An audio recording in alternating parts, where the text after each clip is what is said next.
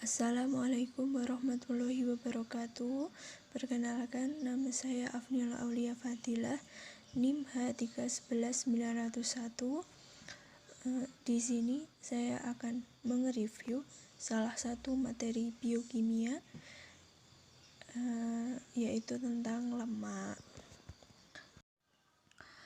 Lemak atau biasa disebut juga dengan lipid merupakan senyawa organik berminyak atau berlemak yang tidak larut dalam air, yang dapat diekstrak dari sel dan jaringan oleh pelarut nonpolar seperti kloroform, benzol, atau ether.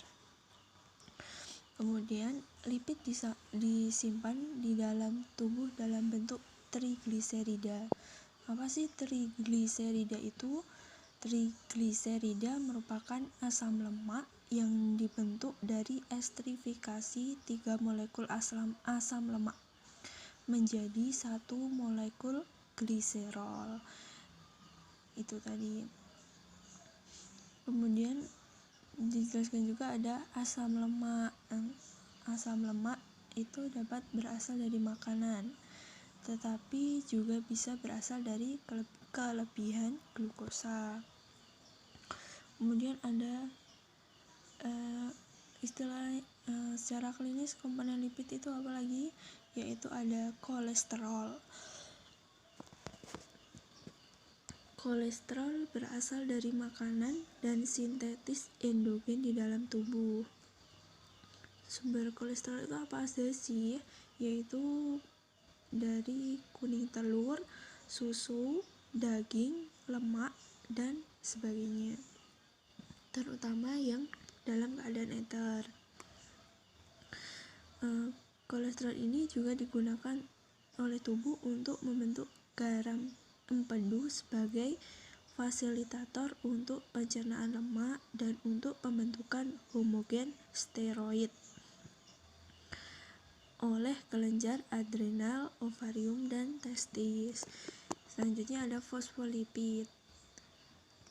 Fosfolipid merupakan komponen utama pada membran sel dan juga bekerja dalam larutan untuk mengubah tegangan permukaan cairan. Terus biasanya lipid lemak itu selalu dalam konteks negatif, bisa menyebabkan diabetes atau penyakit yang lainnya.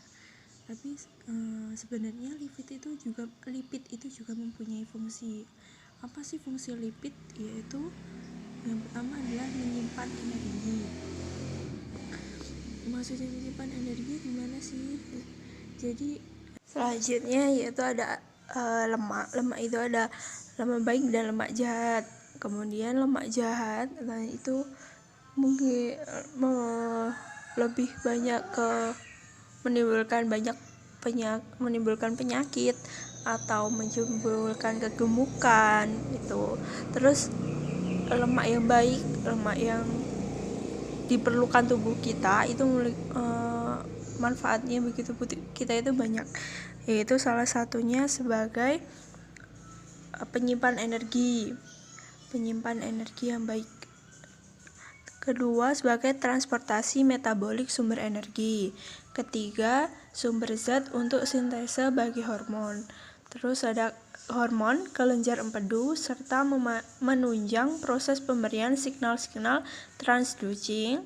Keempat, sebagai struktur dasar atau komponen utama membran semua jenis sel. Kelima, sebagai pelindung organ tubuh dan alat angkut vitamin larut lemak. Yang keenam, sebagai pembentukan sel dan sumber asam lemak esensial. Nah, selanjutnya ada klasifikasi lipid.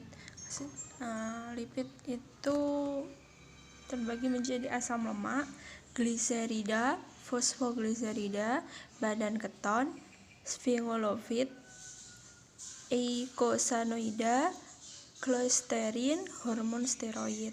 Nah, masing-masing dari lipid itu memiliki fungsi-fungsi dan ada contoh-contohnya di setiap lipid itu. Misalnya ada asam lemak. Nah, fungsi primernya yaitu sebagai sumber energi biologis prekursor, dan contohnya ada asam palmitin, asam olein, dan asam linol. Terus ada gliserida, yaitu fungsinya sebagai penyimpan energi, contohnya trigliserida. Nah, itu. Kemudian ada metabolisme dalam lemak. Metabolisme lemak adalah proses di mana asam lemak dicerna, dipecah untuk energi atau disimpan dalam manusia untuk penggunaan energi di masa depan.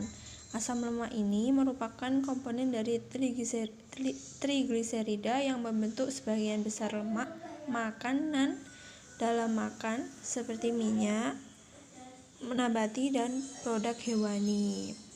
Terus berikut adalah beberapa metabolisme yang melibatkan molekul lemak dalam tubuh organisme. Yang pertama yaitu ada oksidasi asam lemak jenuh, yaitu di mana lemak yang terdapat dalam tubuh kita tidak hanya berasal dari makanan yang mengandung lemak, tetapi bisa juga berasal dari karbohidrat dan protein. Ini karena terdapat hubungan antara metabolisme lemak, metabolisme karbohidrat, dan metabolisme protein. Oksidasi dalam lemak jenuh ini mempunyai tahap-tahap reaksi, yaitu yang reaksi pertama, pembentukan heksanoil koenzim A yang berlangsung dengan katalis enzim asil koenzim A sintasase atau disebut juga dengan tiokinase. Reaksi kedua yaitu pembentukan senyawa tidak jenuh dengan oksidasi.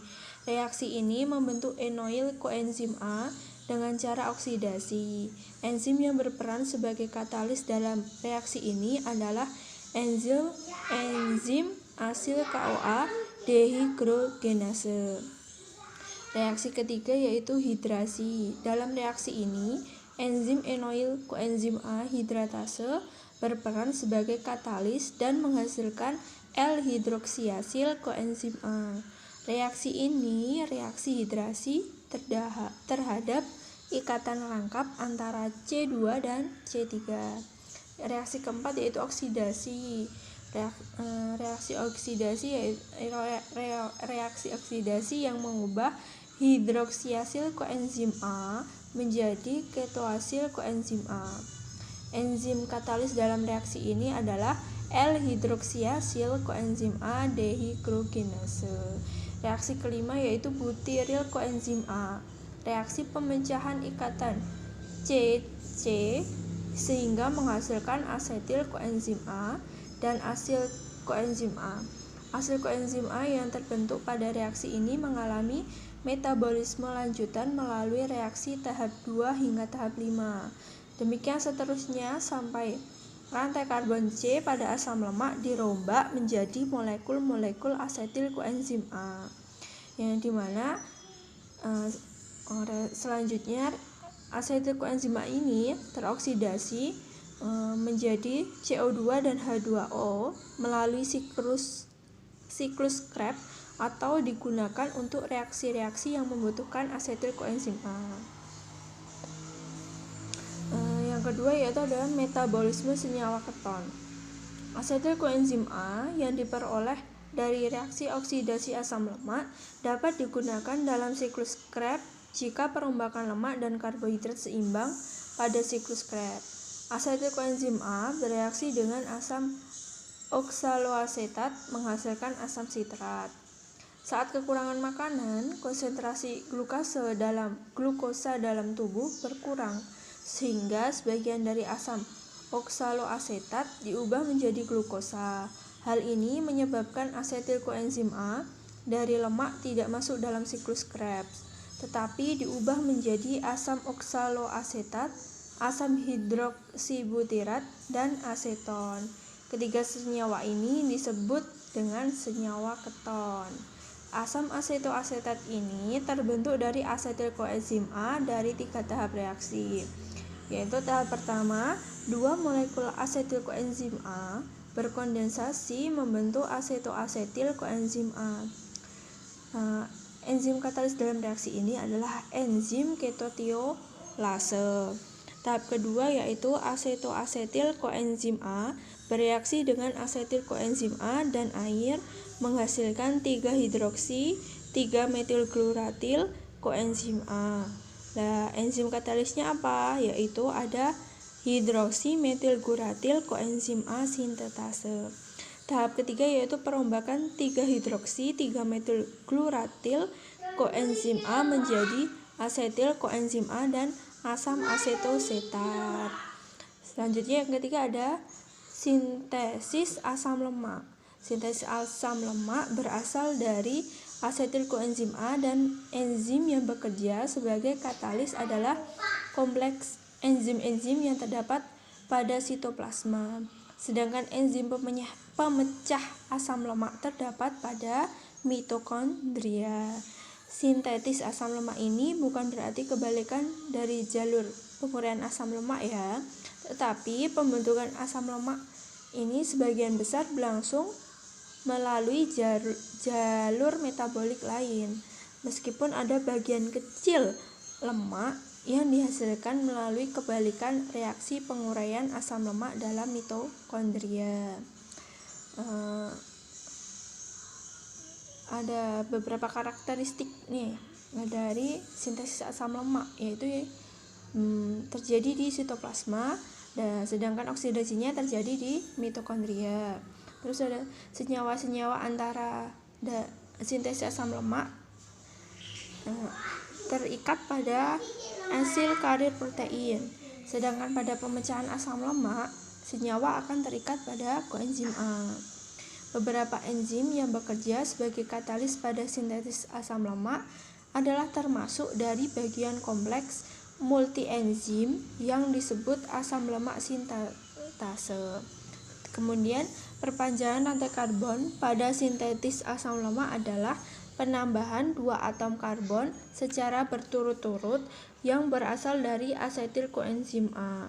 Senyawa yang berfungsi sebagai donor unit 2 atom karbon ini adalah malonyl ACP. Dalam sintetis asam lemak NADPH berfungsi sebagai reduktor. Sintetis asam lemak ini terbagi menjadi 3, yaitu ada sintesis de novo atau lipogenesis. Lipogenesis adalah lintasan metabolisme yang mengubah asetil CoA menjadi lipid. Kadar lipid dalam sirkulasi darah merupakan perimbangan antara lipogenesis dan lipolisis atau oksidasi asam lemak. Nah, lipogenesis ini terjadi karena stimulasi asupan karbohidrat dan terhambat oleh asam lemak tak jenuh dan kegiatan puasa.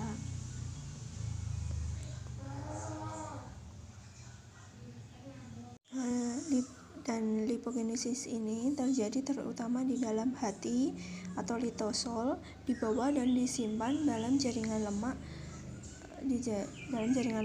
Terus tahapan sintetis de novo ini meliputi pembentukan malonyl koenzim A, kemudian sintetis palmiat dari asetil koenzim A, dan asetil koenzim A ini dan senyawa terikat pada asil carrying protein pada kompleks sintetase asam lemak.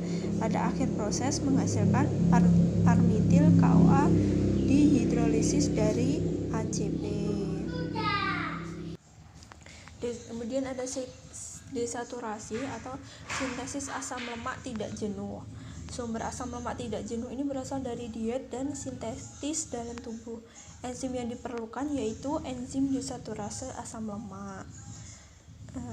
Konfigurasi yang terbentuk di dalam alam umumnya yaitu cis. Begitu. Kemudian ada reaksi pemanjangan rantai.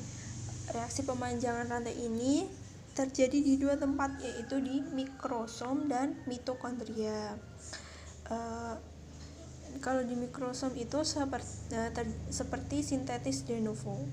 Kemudian senyawanya berikatan dengan koenzim A.